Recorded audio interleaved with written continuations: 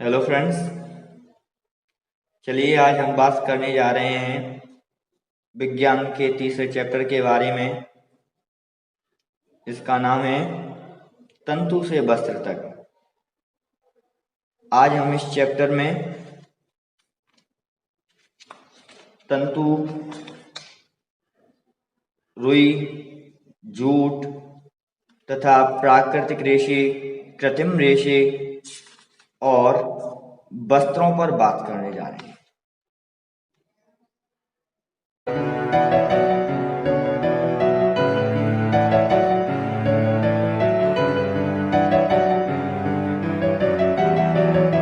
Target classes में स्वागत करता हूं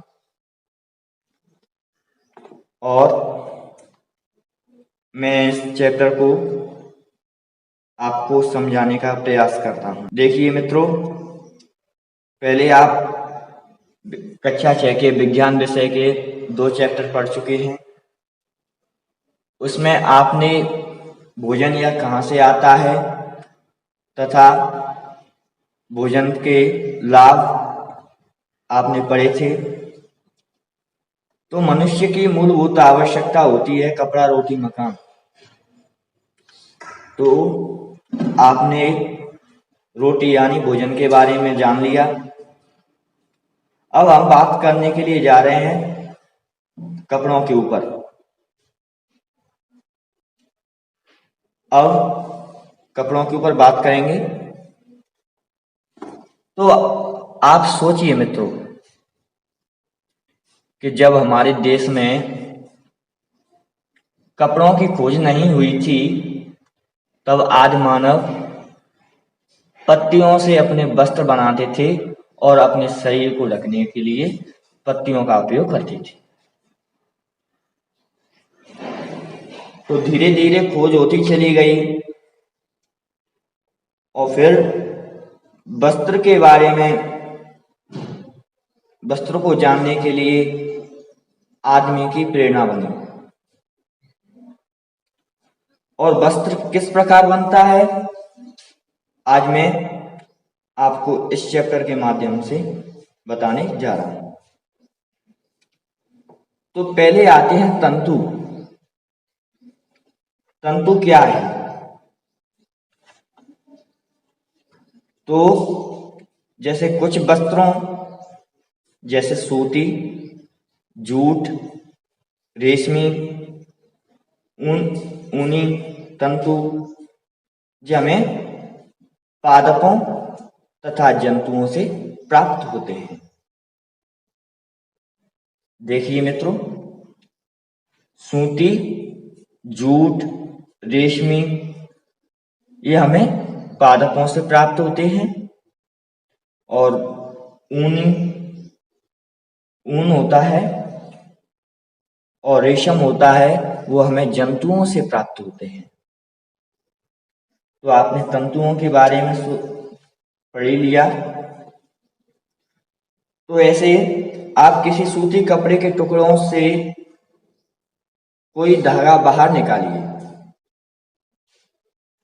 आप दर्जी के यहाँ जाइए और उससे कहिए कि हमें सूती वस्त्र चाहिए, तो वो आपको सूती वस्त्र देगा। तो आप उसमें से एक धागा निकालिए और दोनों उस धागे को दोनों अंगूठे के नीचे, हाथ के अंगूठों के नीचे दबा लीजिए और एक अंगूठे से उसको खरोंचिए। तो उसमें से एक धागे में से कई धागे बाहर पृथक हो जाएंगे।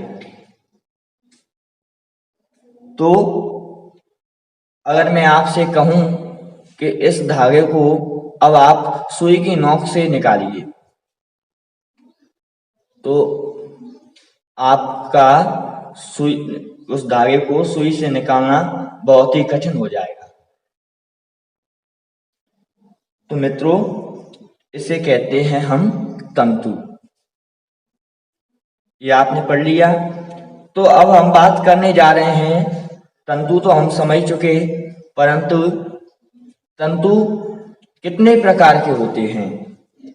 तो तंतु दो प्रकार के होते हैं, प्राकृतिक तंतु और कृत्रिम तंतु और जानतव तंतु, यानी प्रकृति के द्वारा भी प्राप्त होते हैं तंतु और जीव जंतुओं के द्वारा भी हमें प्राप्त होते हैं तंतु, और कृत्रिम विधियों से भी तंतुएं बनाए जा रहे हैं। तो मित्रों,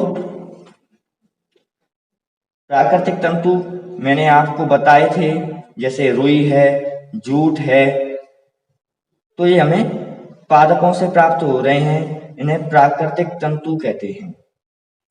और ऊन तथा रेशम जंतुओं से प्राप्त हो रहे हैं,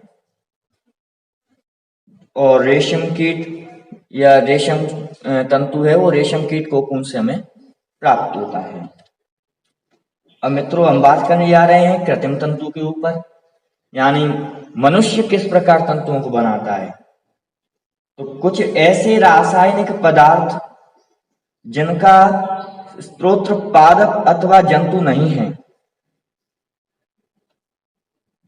तंतुओं का निर्माण किया जाता है, जिन्हें संश्लिष्ट तंतु कहते हैं। यानी कुछ रासायनिक पदार्थों के द्वारा जो तंतुएं बनाए जाते हैं उन्हें संश्लिष्ट तंतु कहते हैं, जैसे पॉलिएस्टर, नायलॉन और संश्लिष्ट तंतुओं के कुछ उदाहरण हैं ये।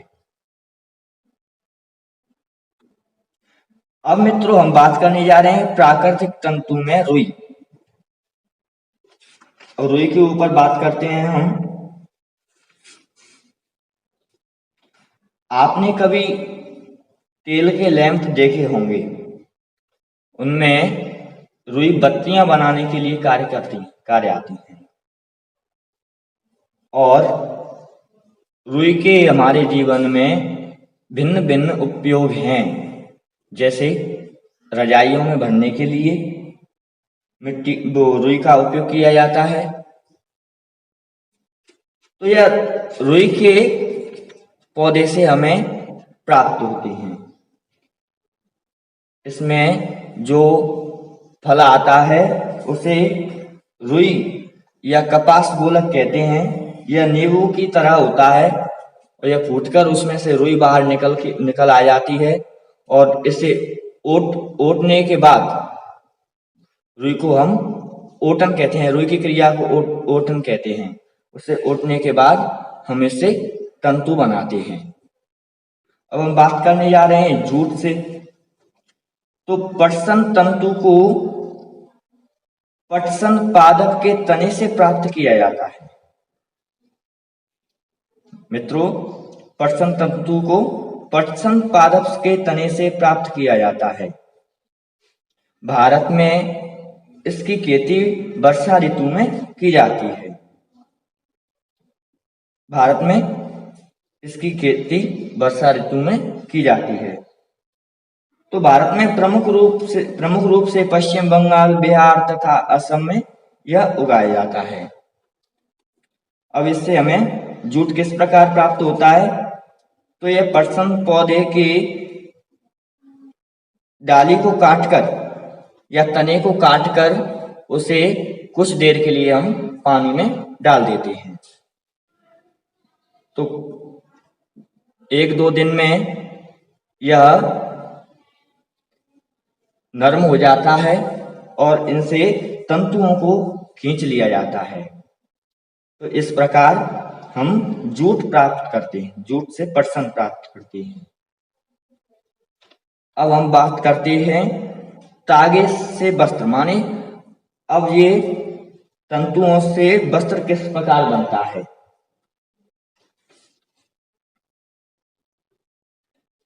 अब इन तंतुओं के द्वारा धागे बनाए जाते हैं। अब बात करने जा रहे हैं तागे से वस्त्र तक, यानी धागे से वस्त्र किस प्रकार बनता है। तो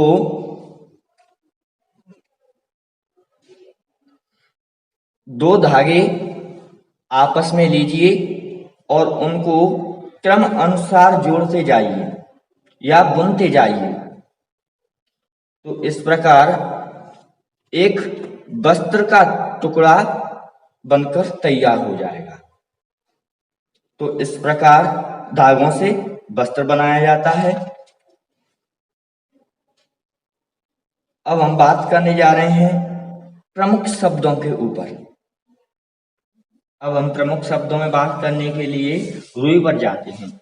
रुई क्या है? तो मैंने आपको बताया मित्रों कि रुई का एक पौधा होता है, इसमें फल आता है, वो नींबू की तरह होता है।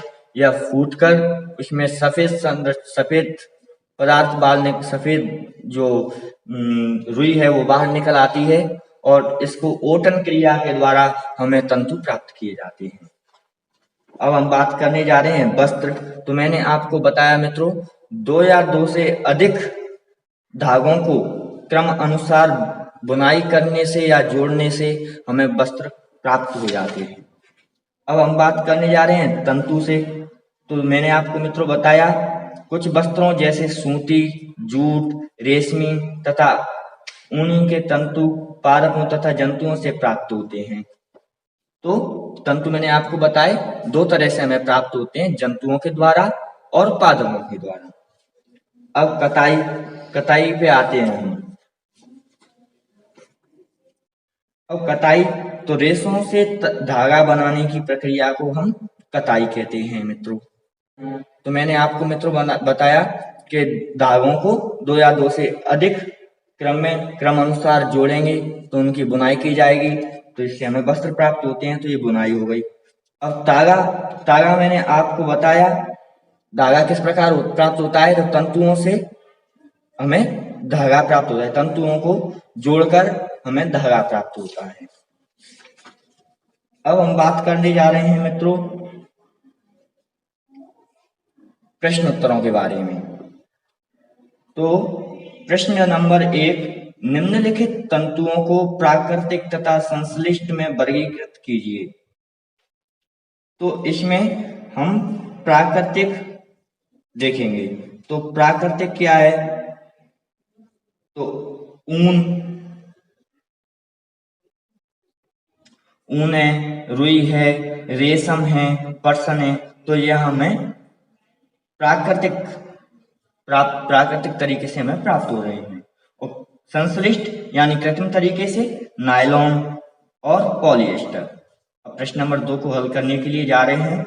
नीचे दिए गए कथन सत्य है अथवा असत्य उल्लेख कीजिए। तो प्रश्न नंबर 2 के क को हम पढ़ने जा रहे हैं। तंतुओं से तागा बनता है, तो बिल्कुल सही। क पे बात करते हैं। कताई वस्त्र निर्माण की एक प्रक्रिया है। कताई वस्त्र निर्माण की एक प्रक्रिया है, तो बिल्कुल सही। जूट नारियल का बाहरी आवरण होता है, तो बिल्कुल सही। इससे हमें रस्सी बनाते हैं, पैरदान बनते हैं। अब गफे बात करते हैं। रुई से बिनौले बीज हटाने की प्रक्रिया को ओटना कहते हैं। तो मित्रों मैंने आपको पहले बताया कि जो सफेद उसमें फल आता है उसको ओटने से हमें तंतु प्राप्त होते हैं। तो ये वही क्रिया है। तागों की बुनाई से वस्त्र का एक टुकड़ा बनता है, तो सही है। रेशम तंतु किसी पादप के तने से प्राप्त होता है, बिल्कुल गलत। रेशम हमें कोकून से प्राप्त होता है। अब पॉलिएस्टर एक प्राकृतिक तंतु है, तो बिल्कुल गलत। पॉलिएस्टर कृत्रिम रासायनिक पदार्थों के द्वारा बनाया जा रहा है, तो यहाँ पर कृत्रिम है, तो ये बिल्कुल गलत। अब प्रश्न नंबर 3, रिक्त स्थानों की पूर्ति करेंगे। क रुई और पटसन से पादप तंतु प्राप्त किए जाते हैं।